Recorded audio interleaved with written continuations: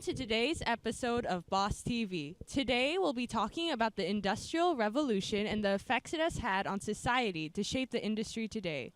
To talk to us today about today's topic, we've invited Dr. Soto and Dr. Soto, two famous historians from the National History Museum.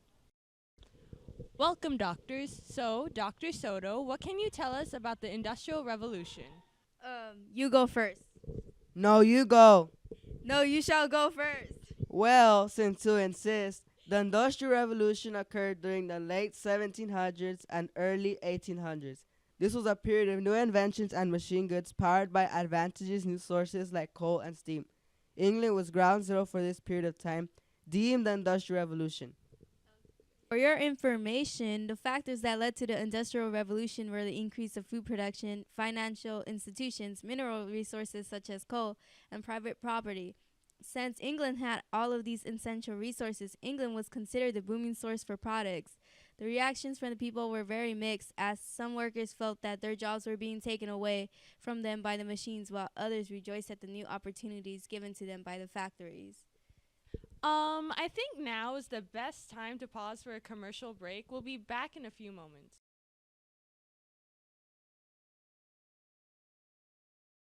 And we're back to Boss TV. Our historians will be discussing individual revolutions during the Industrial Revolution. First question, what types of revolutions occurred during that time? So I think we should start with the mechanical revolution, where different machines and devices were invented to make the production of various goods faster. Some of these inventions you probably recognize, such as the train, telephone, flying shuttle, and sewing machine. Lots of devices that were invented continue to be used today in some shape or form. In addition to Dr. J's claim, there were also new fuels that were introduced during the Industrial Revolution. The types of fuels include coal, petroleum, natural gases. And steam power What are those? used for? Those four fuels were essential during the Industrial Revolution because they powered factories, trains, steamboats, and different devices like the spinning jenny. They led to the new inventions, which opened up more jobs. This caused workers to rush into cities such as London, and the cities quickly became overpopulated. The use of these fuels to power the inventions greatly impacted the lives of workers, as resources such as coal were very detrimental to their health.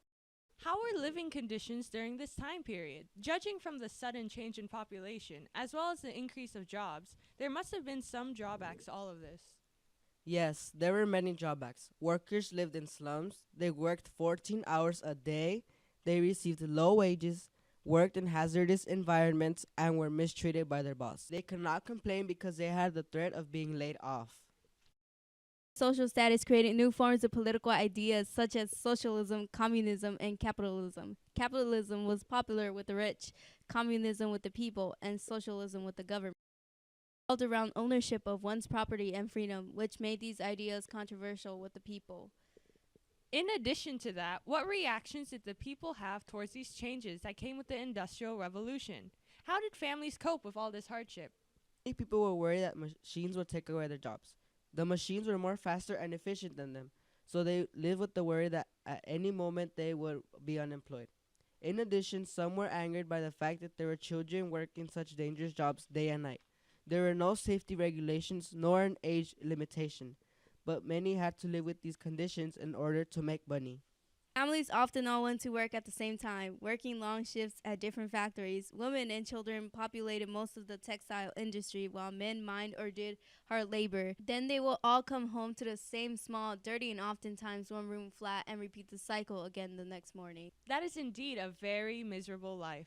Tell me, was there anything done to improve the conditions? There must have been, as conditions today are much better than what you have described. Yes, there were groups of workers that gathered together to improve working conditions and justify their rights called unions. These unions passed many reforms for all the workers.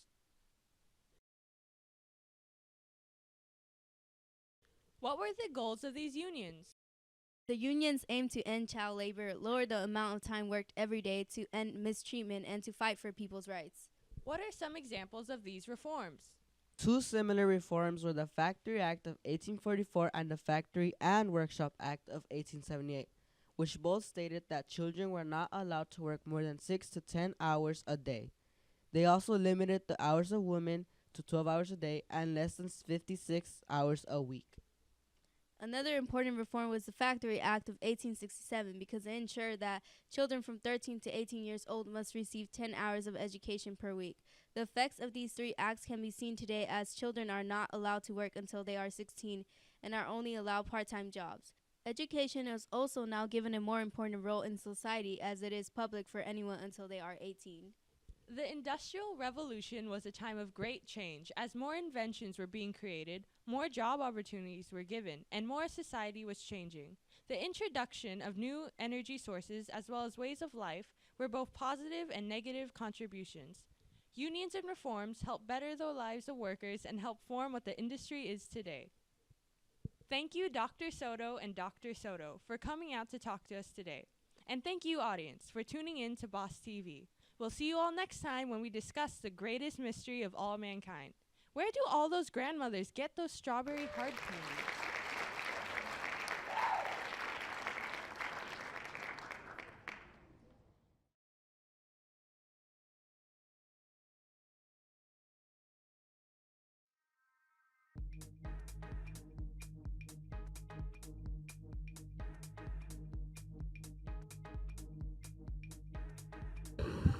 Wow, I can't even handle 8 hours of school, let alone 14 hours of